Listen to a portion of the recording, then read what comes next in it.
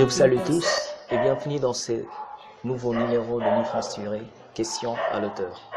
Nos objectifs sont sept, comme je le dis, c'est stimuler la littérature dans un monde où l'esprit de la littérature est quasiment rare. Mais c'est aussi pour encourager le lecteur ambitieux de lire davantage. N'oubliez pas ce que je vous ai dit l'autre fois dans notre émission, que ceux qui réussissent ne sont pas forcément plus intelligents que nous, mais sont plus informés que nous. Nous sommes appelés à magasiner des informations parce que dans le monde de la réussite, les avenirs sont les informations. Et aujourd'hui, nous avons l'honneur de recevoir pour vous et pour nous-mêmes aussi le docteur Silas. Il est pasteur, il est référent, mais il est aussi un auteur, un amoureux de la lecture. Et aujourd'hui, qu'on va faire avec lui cette émission et on va répondre à cette question: peut-on vivre sans la lecture? Bonjour. Bonjour, bonjour Jurès. Nous sommes très heureux de vous recevoir aujourd'hui. Le plaisir est partagé, si je le crois, pour tous ceux qui nous suivent. Que Dieu bénisse tout un chacun. Okay, merci beaucoup. On va entrer dans notre émission. La question est très simple et aussi beaucoup de gens se posent cette question: peut-on vivre sans la lecture? C'est cette question que le docteur va essayer un peu de nous aider à répondre à cette question. Docteur? Vivre sans lecture, je crois qu'aujourd'hui, oui. Quelqu'un dirait que je vis même si je ne lis pas, simplement parce qu'il respire. Mais je ne pense pas que quelqu'un puisse, à ce stade, en ce siècle-ci, atteindre le maximum de ses potentiels et le maximum de sa destinée sans être informé. Or, il s'est fait aussi que le meilleur canal d'information aujourd'hui, l'un des meilleurs canaux, je dirais même le plus puissant, c'est la lecture. Donc, au lieu d'exister seulement, au lieu de survivre seulement, quiconque voudrait vivre doit s'accoutumer à la lecture. Okay. C'est un des moyens prépondérants pour quiconque veut aller de l'avant. Parce que même le bon Dieu, créateur du ciel et de la terre, quelque part nous a imposé la lecture en nous révélant ce qu'il est au travers d'un livre, qui est la Bible. Ok. Merci beaucoup, Dr. Mas. Vu cela, j'aimerais encore nous enrichir un peu. Est-ce qu'on peut passer toute une année, tout un mois, sans pour autant lire aucun livre? Est-ce que c'est possible? Bon, vous savez, le problème qu'il y a aujourd'hui, c'est avant tout un problème de culture. Un problème de culture, mais aussi un problème d'ambition et troisièmement, un problème de discipline. Généralement, l'Africain ne lit pas trop. Je le disais dans un de mes premiers ouvrages, Manifeste à force, où je disais il y a plus de discothèques que de bibliothèques. C'est-à-dire quand vous faites le long de nos boulevards, le long de nos grandes artères, vous allez voir qu'il y a des terrasses, qu'il y a des bars à chaque bout de coin, mais il n'y a presque pas de bibliothèque. La preuve, vous quittez Matadi Kibala jusqu'à la gare centrale. Il n'y a qu'une seule bibliothèque, une seule librairie, la librairie du Grand Lac, qui n'est pas aussi fournie lorsqu'on tient compte du nombre de la démographie de la ville. Plus de 12 millions d'habitants, nous n'avons pas 5 grandes bibliothèques. C'est pour dire que culturellement, nous ne lisons pas. Mais aussi, nous ne lisons pas parce que nous ne sommes pas aussi ambitieux pour pouvoir élever notre niveau de connaissance. La lecture n'est pas seulement, ne doit pas se mettre perçue comme une passion, mais aussi comme une nécessité. Une nécessité pour quelqu'un qui veut faire quelque chose, pour quelqu'un qui veut innover, mais qui se rend aussi quelque part compte qu'il est biteux par manque d'informations et il recourt aux ouvrages pour lire. Question de discipline aussi parce que certains ont un livre en main, mais ils ne les lisent pas. Ou encore, pour un seul livre de 300 pages, il va le lire pendant 6 mois. C'est de la paresse intellectuelle. Parce qu'un homme bien organisé dans son agenda, dans son horaire, avec son horaire, un homme ambitieux, un homme discipliné, devrait en principe lire au moins un livre chaque semaine. Un ouvrage pour chaque semaine. Je vois même certains aller au-delà. 100 pages le jour. C'est-à-dire chaque jour, il se fait un effort de lire au moins 100 pages. Passer toute une année sans lire, c'est tomber dans une paresse. Mais on ne sait pas s'en rendre compte parce que nous sommes tout le temps dans les réseaux sociaux, dans l'Internet, en train de lire des choses qui pour la plupart sont de fake. Des choses pour la plupart sont de fausses informations. Donc, on ne peut pas réellement vivre sans la lecture. Dieu l'a dit dans Josué chapitre 1er 8 que c'est le livre de la loi ne s'éloigne. Dieu ne dit pas à Josué que c'est bâton que Moïse t'a laissé. Il ne dit pas à Josué que l'arche que Moïse a construit, mais que ce livre de la loi ne s'éloigne point de ta bouche. C'est alors que tu auras du succès. C'est alors que tu réussiras. Même le succès que Josué est censé avoir est un succès qui est attaché à la lecture et à la compréhension de ce que Josué lit. Donc, si Dieu dit à Josué que le secret de sa réussite, de son succès dans le ministère, dans son sacerdoce, repose sur la lecture, donc je ne vois pas quelqu'un réussir aussi sans lire. C'est d'ailleurs pour cela que vous allez constater, comme le disait Brian Tracy, que quand vous allez dans la maison d'un pauvre qui vient de s'enrichir, la première des choses qu'il cherche à faire, c'est de s'acheter un écran plasma, 58-62 pouces.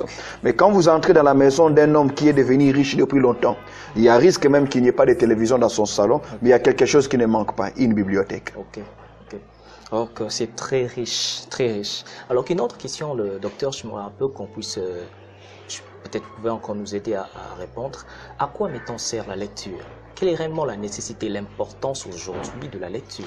Autant votre estomac a besoin du pain, autant Jésus l'a même dit qu'un homme ne vivra pas seulement du pain, mais de toute parole qui sort de l'homme. C'est-à-dire le pain, un homme n'est pas ce qu'il consomme dans son estomac. Il est ce qu'il consomme dans son cerveau. Or, le cerveau ne consomme pas les poissons, l'hamburger, le cerveau ne consomme pas les fruits. C'est vrai que tous ces aliments ont une incidence dans les systèmes nerveux, mais un cerveau consomme l'information. En d'autres termes, la qualité des informations que vous allez acquérir aujourd'hui déterminera l'homme que vous serez demain. Donc la lecture, je voudrais ici dire qu'elle ne doit plus être une passion. Ah, moi j'aime lire. Et l'autre dira, moi je n'aime plus lire. À mon âge ici, avec tout ce que j'ai comme responsabilité, père d'enfants, père d'une famille, et marié à une femme, mentor de plusieurs pasteurs, hommes politiques, ainsi de suite, beaucoup de personnes que je conseille, écrivain, pasteur d'église, je n'ai plus envie de lire. Je dois lire. Donc la lecture pour moi n'est plus une passion, comme pour dire, ah, ma passion c'est la lecture, ou comme on dirait que... Docteur, on peut parler aujourd'hui de la biothérapie. C'est-à-dire que, est-ce que la lecture peut être une thérapie? Oui, la lecture peut s'avérer être une thérapie dans la mesure où l'absence ou le manque de lecture peut causer des maladies, pas dans le corps, mais on sent qu'il y a un problème de mentalité, il y a un problème culturel parce que l'on n'est pas informé. D'ailleurs, l'une des stratégies que l'on utilise dans la domination d'une nation sur une autre, lorsque l'on vient conquérir des terres, lorsqu'on vient imposer son hégémonie sur un autre peuple, la première des choses, le premier des moyens à contrôler ce peuple, c'est aussi de lui priver de ses livres, de lui priver de la lecture, l'empêcher de lire et les laisser lire ce que vous voulez qu'il lise. Voyez-vous, ainsi vous allez vous rendre compte, par exemple dans la colonisation, le colonisateur lorsqu'il arrive, il s'approprie de tous les éléments, qui vous relatent de tous les écrits qui ont été écrits par vos savants, par vos philosophes, par vos ancêtres, ils vous les prennent parce qu'ils savent combien l'absence de la lecture ou de l'information peut vous maintenir longtemps dans l'esclavage. Voyez-vous, la biothérapie, elle est vraie, elle existe. Je donne un exemple. Lorsque vous lisez dans Daniel chapitre 9, Daniel dit, après avoir lu dans le livre de Jérémie, il s'est rendu compte que la déportation devait durer 70 ans. Et il s'est mis à prier jusqu'à ce que l'Éternel a ramené le peuple sur sa terre natale. C'est pour dire qu'une délivrance est arrivée pas parce que quelqu'un a été fort, mais parce que quelqu'un a découvert dans les livres. Donc la biothérapie consiste à se guérir soi-même, à guérir sa pensée, à modifier ses paradigmes au moyen de la lecture. Et un peuple qui ne lit pas est un peuple qui s'autodispose à la domination, qui s'autodispose à l'aliénation, qui s'autodispose à la marginalisation ou même à la colonisation. Ainsi, vous allez vous rendre compte que dans tous les pays sérieux, les bibliothèques, on les rencontre dans presque tous les coins, dans tous les quartiers, il y a au moins une librairie. Quand vous entrez dans des supermarchés, il y a des rayons prévus pour la librairie. Alors, quand un peuple ne lit pas, c'est un peuple qui n'est pas encore mûr pour s'émanciper. Parce que l'émancipation vient aussi par l'information. Et l'information vient de la curiosité. Et la curiosité est satisfaite par le goût et la nécessité de la lecture. Merci beaucoup, docteur. On va avancer encore. Il y a une autre question qu'on peut dire aujourd'hui. Il y a plusieurs livres. Lire, c'est bien, mais quoi lire? Voilà, quoi lire? Parce que il ne faudrait pas être un lecteur bête, excusez-moi. C'est-à-dire qu'il lit tout. Non. Lisez les choses qui vous construisent. Lisez les choses qui vous rapprochent de Dieu. Lisez les choses qui vous rendent importants pour votre génération. Toutes les informations sont bonnes, mais ne sont pas efficaces pour moi. C'est-à-dire, pour ne pas gaspiller mon temps à lire n'importe quoi, regardez Jésus. Quand il entre dans le temple, dans Luc chapitre 4, après avoir été baptisé puis tenté dans le désert, lorsqu'il entre dans le temple, la Bible dit, il ouvrit les livres et il lit la partie d'Ésaïe qui parlait de lui. Voyez-vous? Il a pris les rouleaux et il a lu la partie qui le concernait. Lisez ce qui vous concerne, premièrement. Qui vous concerne par rapport à votre appel, par rapport à votre vocation. Parce que je trouve aberrant pour un jeune qui est avocat, qui lise beaucoup, sauf les documents ou les ouvrages qui traitent du droit ou de la justice, mais qui préfère lire sur les transferts de Neymar et Messi. Non, les autres lectures doivent être faites en termes de passe-temps, de loisirs. Mais la lecture nécessaire, c'est celle qui est liée à votre appel, qui est liée à votre domaine professionnel. Voyez-vous? Deuxième aussi, lire les choses qui vous rapprochent de Dieu. Parce que chaque livre repose sur un certain nombre de valeurs que l'auteur veut vendre ou véhiculer. Alors il est important de savoir quoi lire et ne pas lire. Lire aussi les choses qui ne cadrent pas forcément avec votre carrière, parce que dans votre vie, je reste, vous n'êtes pas que prédicateur. Le docteur Cela, ce n'est pas que pasteur. Il est aussi père de famille. Voyez-vous, je suis aussi père de famille. Je conduis une petite voiture. Donc j'ai aussi besoin de connaître, de lire certaines choses qui ne cadrent pas forcément avec ma carrière, mais qui cadrent avec la vie. D'où, c'est là où on parle de la connaissance encyclopédique. C'est-à-dire développer un cerveau encyclopédique, cela suppose que vous êtes prédicateur, mais vous êtes quand même capable de conseiller le jeune homme qui est en débat avec ses parents. Les parents voudraient que l'enfant fasse le droit, mais l'enfant veut faire l'agronomie. Voyez-vous? Et la maman de l'enfant vient du pasteur, qu'est-ce qu'il va tirer avec l'agriculture? Le parent qui a, le pasteur qui a quand même une connaissance encyclopédique peut orienter la maman pour dire non maman, écoutez, c'est bon, c'est bien bon que l'enfant soit avocat, mais je peux aussi vous rassurer que l'enfant peut trouver un bel avenir dans l'agriculture, compte tenu de 80 millions d'hectares de terres arables que nous avons, compte tenu d'une absence de l'industrie agro-pastorale, compte tenu de beaucoup d'éléments. Voyez-vous? Ah non, papa, on ne veut pas que notre enfant fasse la philosophie parce que c'est un truc de magicien, ainsi de suite. Non, maman, la philosophie n'est pas... Voyez-vous? Donc, les pasteurs qui vous êtes, l'enseignant que vous êtes, avez besoin de connaître des choses qui cadrent avec votre profession, mais aussi développer, je le répète, un cerveau encyclopédique. Merci beaucoup, auteur. C'est vraiment riche.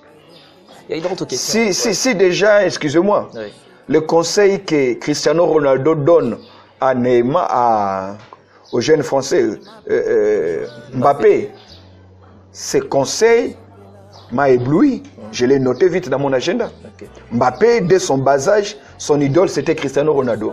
Son rêve, c'était de jouer dans un même terrain avec Cristiano Ronaldo. Et le jour où il a l'occasion de le voir comme ça, il lui dit, Cristiano Ronaldo dit aussi, lui répond, oui, j'ai déjà suivi quelques-uns de tes matchs, j'ai vu tes vidéos, tu as un talent extraordinaire. Même Dieu ne m'a pas donné un tel talent.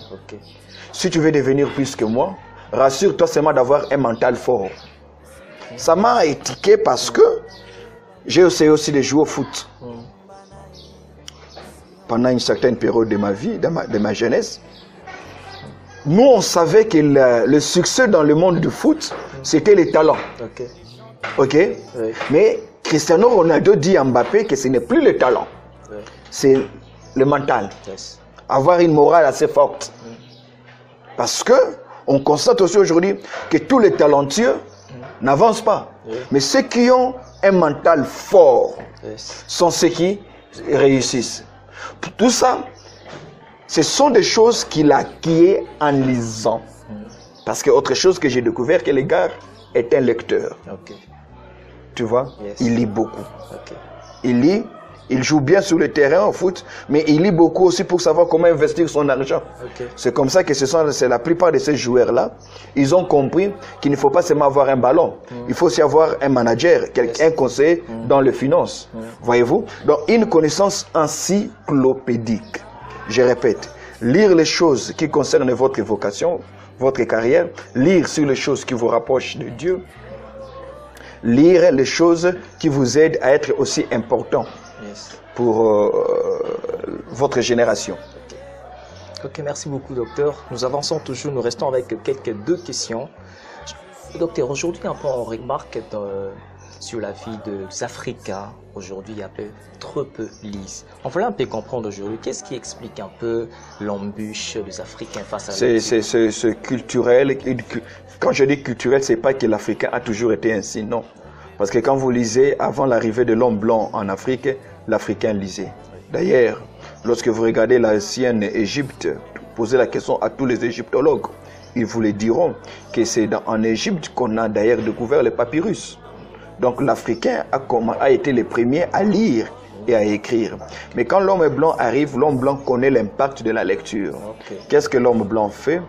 Et il brûle d'abord tout ce qu'on a comme récit, comme document, il le brûle pour nous séparer de notre passé, tout en sachant qu'un peuple sans passé est un peuple sans futur.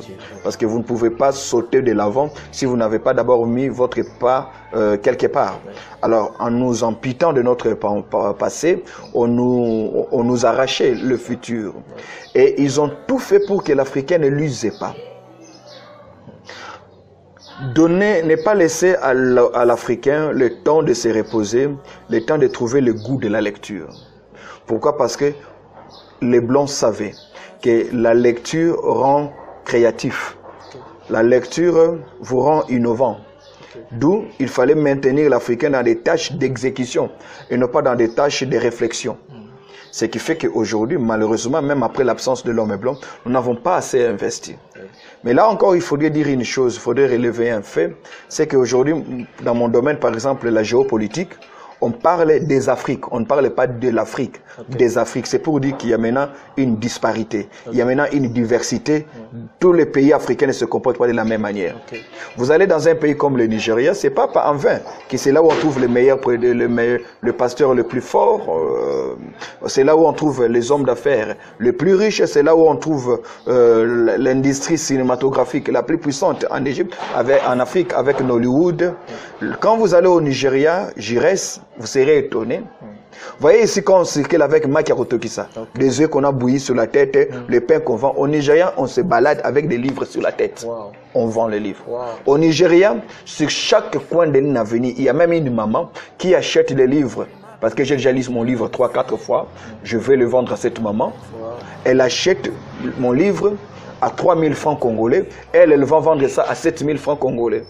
Donc sur une avenue, je sais qui vend des livres. Elle fait la ronde, elle frappe. Comme ici on dit, ma pape et katana, milangitodo somba. Au Nigeria, on achète des livres. Donc ce qui est tout à fait normal à ce stade, qu'elle soit la première économie africaine. Vous allez en Afrique du Sud, mêmement, il y a des livres partout. Partout, il y a des librairies. Voyez-vous, dans les bus, il y a dans des arrêts de bus, dans des métros, dans les gares, il y a des livres. Et quand je dis livres, de grands auteurs. Vous comprenez? Vous allez dans des pays tels que le Maroc, on lit. Ghana, on lit, on écrit. Vous trouverez un jeune homme de 32 ans au Ghana, mais qui à son actif a 26 ouvrages qu'il a publiés. C'est que même un professeur d'université au Congo n'a presque pas fait. Ils sont rares les professeurs d'université au Congo. Je ne suis pas, je suis encore sous leurs pieds. Je ne vais pas les critiquer inutilement. Mais quelqu'un qui a écrit 30 publications, ils sont très rares. Très rare. Pourquoi ils n'écrivent pas aussi? Parce que l'imprimerie coûte très cher. Mais aussi quand ça coûte très cher, à combien vous devez les vendre? Parce qu'un professeur sérieux ne va pas écrire un livre à vendre à 5 $. Non. Parce que la connaissance qu'il a mis, même si c'est en 4 pages, la connaissance qu'il a mis lui a coûté beaucoup de choses. Voyez-vous? Donc ce sont aussi tous ces obstacles-là. D'où il faudrait ajouter le pouvoir d'achat. Le pouvoir d'achat. Le peuple congolais est très pauvre. Combien sont ces Congolais capables de débourser 25 $ chaque mois pour acheter un livre? À part le fait de désirer. Mais aussi il y a la problématique du pouvoir d'achat. Ça aussi, c'est un problème qu'il faudrait résoudre. Mais je le répète, beaucoup d'autres peuples lisent. Au Gabon, les gens lisent. Les gens lisent. Voyez-vous? Les gens lisent. Mais ici, on ne lit pas. Nous, on ne lit pas. Et c'est étonnant. C'est étonnant. Quelqu'un qui fait le droit, quelqu'un qui fait les relations internationales, il a passé 5 ans à l'université et il ne connaît pas où se trouve la bibliothèque de son département. Il ne connaît pas. Et même quand il connaîtrait, il n'a jamais fait 1 heure là-bas. Le seul moment où il lise, c'est pour plager les TFC ou bien le mémoire. Vous comprenez? Nous ne lisons pas. Regardez une autre preuve que nous ne lisons pas. Posez la question à ceux qui impriment les journaux. Combien de tirages ils font le jour? J'étais très étonné en discutant avec un des journaux le plus vendu à Kinshasa. Il me dit qu'il tire 3000 exemplaires par jour. Dans une ville de 12 millions d'habitants, 3000 exemplaires par jour. C'est-à-dire qu'on ne lit pas. D'où il faut mettre la lecture en oubli. Les Anglais disent readers become leaders. Ceux qui lisent deviennent des leaders. Ok. Même je pourrais dire ce que Nelson Mandela a dit, une nation qui lit ou qui s'instruit, c'est une nation qui gagne. Donc nous sommes appelés à lire. Alors, docteur, je voudrais quand vous parlez aujourd'hui de les livres coûtent cher et qu'il n'y a pas possibilité de pouvoir d'achat. Mais tu sais, en parlant de livres qui coûtent cher, oui, je bénis des amis, le pasteur Paul Caleb Bazenga, le pasteur Aleb Anzenza, le docteur Manou, et beaucoup d'autres amis, le docteur Guy Roger Dangui de l'église de la Résurrection. On était serviteurs de Dieu, jeunes, 19 ans, 20 ans, mais on voulait apprendre. Ce qui fait qu'on s'empruntait des livres.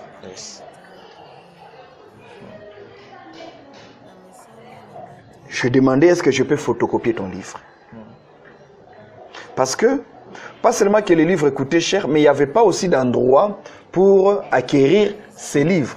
Donc, quand tu tombes sur un bon livre, tu les photocopies avec la permission de son propriétaire, bien sûr, ou bien tu lui prêtes. Ce qui fait que, je me rappelle, un livre comme Bonjour Saint-Esprit, je l'ai lu en une nuit. Ok? En une nuit, je commençais à 20 h et à 4 h du matin, j'avais fini de lire les livres Bonjour Saint-Esprit de Bénin. Et quand je ferme les livres, je me rends compte que les livres ne se fermaient pas, mais même pesés. Et je commençais à parler en langue. Ce jour-là, j'ai prié de 4 h du matin jusqu'à 11 h. Voyez-vous? Les livres. C'est-à-dire, les livres portent en soi l'onction de l'auteur, le savoir de l'auteur. Parce que quand tu lis, tu es en train de dialoguer avec l'auteur. Abraham Lincoln, 16e président des États-Unis d'Amérique, qui n'a fait que 2 ans à l'école, mais qui est devenu avocat en étant autodidacte. Toute sa vie, il n'a fait que 2 ans à l'école. Mais c'est aussi un des pères de l'Amérique. Il faisait il marchait plus de 28 km à pied pour aller prêter un livre qu'il va remettre demain. Wow. Parce qu'il savait que, comme je ne peux pas aller à l'école, que les livres soient pour moi, oh non, mon école. C'est super. On va finir avec cette question, ces dernières questions avec le docteur. Vous sentez réellement que c'est très riche. Docteur, dernière question. Comment faire maintenant pour donner les goûts à la lecture? Je pense que c'est un peu difficile, mais au moins, comment faire pour donner les goûts à la lecture aujourd'hui à ceux qui ne lisent pas? Ou encore comment motiver ceux qui lisent déjà à lire encore davantage? Je crois qu'il faut tout un programme mis en place pour inciter, encourager, dès les bas âges déjà, amener les enfants à lire. Amener les enfants à lire, pas seulement ce qui est enseigné à l'école, mais chaque école devait aussi avoir une bibliothèque pour inciter les enfants à la lecture. Chaque parent devait aussi encourager les enfants. Moi, c'est ce que j'essaie de faire pendant les vacances. Je donne aux enfants des livres. Je dis, lisez-moi, peut-être c'est mon propre livre. Je dis, lisez-moi autant de pages. Je vais voir, en fait, je vais briser juste l'indiscipline, la paresse. Il faut de telles choses, mais aussi faire comprendre aux gens ce qu'ils gagnent en lisant. Surtout pour un adulte qui a grandi, qui s'est acheté sa voiture sans lire. Donc lui dire qu'il doit lire, il faut lui dire qu'est-ce qu'il gagne en lisant. C'est très important. Oui. Parce que même quand vous regardez ce qui s'écrit dans les réseaux sociaux, ça prouve que nous ne lisons pas. Nous ne lisons pas. Ah, nous sommes très avancés pour finir. Mais avant cela, nous allons donner un mot de clôture au docteur Silas, qui nous a richement bénis. Docteur, un mot de clôture. Il faudrait être un bon lecteur avant d'être un bon auteur. Ce sont ceux qui lisent qui finissent par écrire. Lire au moins 15 livres dans un domaine spécial pour écrire un livre dans ce domaine-là. Et vous avez aujourd'hui l'opportunité de lire, parce que si vous ne cherchez pas à lire, personne ne cherchera à vous écouter. Écoutez ceux qui ont vécu avant vous, des siècles, des millénaires, ils ont écrit. Lisez-les et vous deviendrez une bénédiction pour votre génération et un instrument que Dieu va utiliser pour bénir la nation. Nous sommes arrivés à la fin. Nous disons grand merci au docteur pour nous avoir reçus et aussi passer cette vidéo ensemble. Que le Seigneur vraiment vous bénisse, docteur. Merci beaucoup. Et aussi, nous voulons juste vous encourager à s'abonner à notre chaîne YouTube, Livres Inspirés, Instagram et Facebook pour ne pas rater nos prochains numéros de Livres Inspirés. À très bientôt et bye.